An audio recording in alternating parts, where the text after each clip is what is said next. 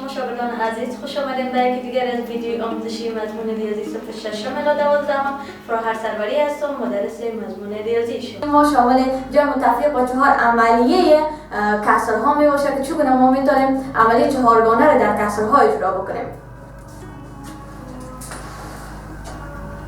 اولین عنوان ما عملیه جمع و تفریق کسرها است. برای جمع و تفریق نمودن کسر عام، اگر کسرها مخرج‌های مساوی داشته باشه شاگردان عزیز، از مخرج‌های مساوی یکشان میگیریم و صورت‌ها رو با هم دیگه جمع و تفریق میکنیم. مثلا اگر A بر B مثبت منفی C بر B باشه، از مخرج‌های مساوی یکش در مخرج می‌نویسیم، صورت با هم دیگه جمع یا تفریق میکنیم. مثبت و منفی C. قاعده دوم شاگردان عزیز، در صورت که مخرج‌ها متفاوت باشه، اول میگیریم مخرج‌ها را توسط عملیه هم مخرج ساختن مساوی میسازیمش، بعد عملیه جمع و تفریق انجام میدیم.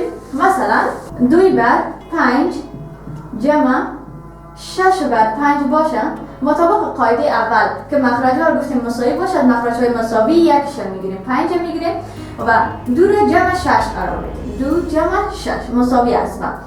2 جمع 6 مساوی میشه به 8 و مخرج هم خودشون 5 می‌نویسیم.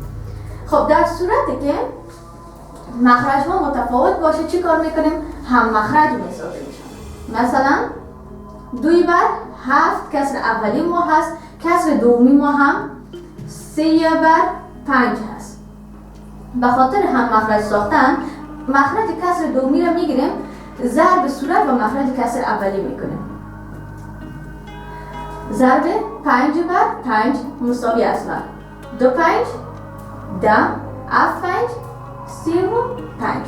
کسر دومی هم به این شکل ضرب 7 میکنیم، صورت و مخرجش هم مساوی هست و اف 3 21 اف 5 35. میبینید که مخرج ها با هم دیگر مساوی شد.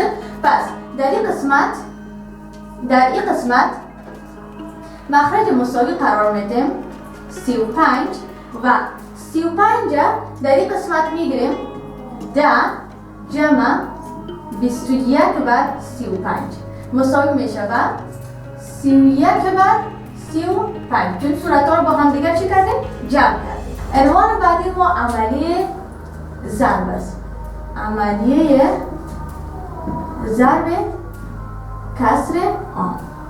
در عملیه ضرب شاگردان عزیز چی کار میکنیم؟ صورت با صورت ضرب میزنیم و مخرج با مخرج ضرب میزنیم. در صورت که کسر ما مخلوط باشه غیر واجبش میکنیم و بعد عملیه ضرب اجرا میکنیم به چه شکل؟ اگر A بر B ضرب C بر A باشه مساوی هست با A ضرب C و B ضرب A. خب مثال ضرب شاگردان عزیز در نظر میگیریم. اگر کسر 4 بر 5 را ضرب 2 بر 7 بکنیم مساوی هست. 2 4 8 اف 5 35. و یا هم کسر بعدی را در نظر میگیریم. اگر کسر 2 صحیح 7 بر 3 ضرب 3 صحیح 1 بر 21 باشه، در قدم نخست میگیریم کسرها را غیر واجب میکنیم.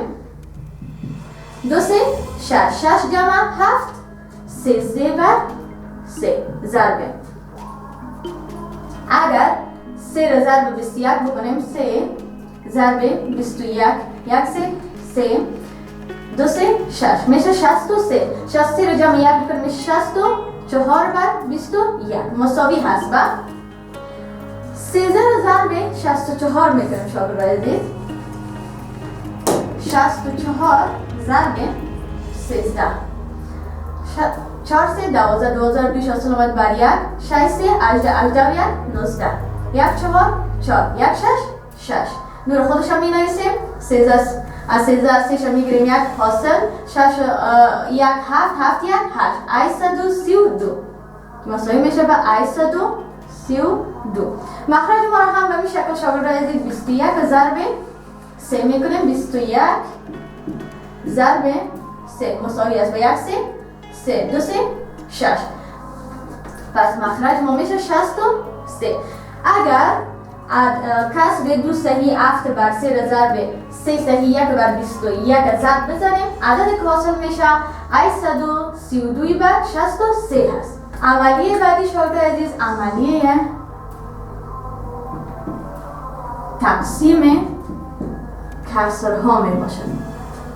در عملیه تقسیم کسرها برای تقسیم نمودن دو کسر اول را خودش نوشته میکنیم و کسر دوم معکوس میسازیم، علامه تقسیم به علامه ضرب تبدیل میکنیم. مثلا ای در بی تقسیم سی بر دی مساوی هست. کسر اول به حالت خودش ای بر بی می نویسیم، کسر دوم معکوس میسازیم. زمانی که معکوس ساختیم علامه تقسیم تبدیل میشه به علامه ضرب و دی بر سی میشه. مثال ظاهر شاگرد عزیز ببینید، مطابق با این قاعده پیش میریم. اگر 4 بر 5 تقسیم 3 بر 5 بکنیم مساوی میشه با کسر اول خودش می نویسیم 4 بر 5، کسر دومی رو معکوس می سازیم 5 بر 3. در این قسمت 4 5 میشه 20، 5 3 15. صورت و مخرج کسر شاگرد عزیز هر دوش با 5 برای قابل تقسیم است. 4 5 میشه 20، 3 5 میشه 15 مساوی میشه با 4 بر 3. پس اگر عدد کسر 4 بر 5 تقسیم 3 بر 5 بکنیم، عدد که حاصل میشه یا کسر که حاصل میشه 4 بر 3. خب شاگرد عزیز، این بود جلسه امروزی ما. تا جلسه بعدی که با موضوعات جدید در خدمت شما قرار میگیریم. شما رو خدا حافظ.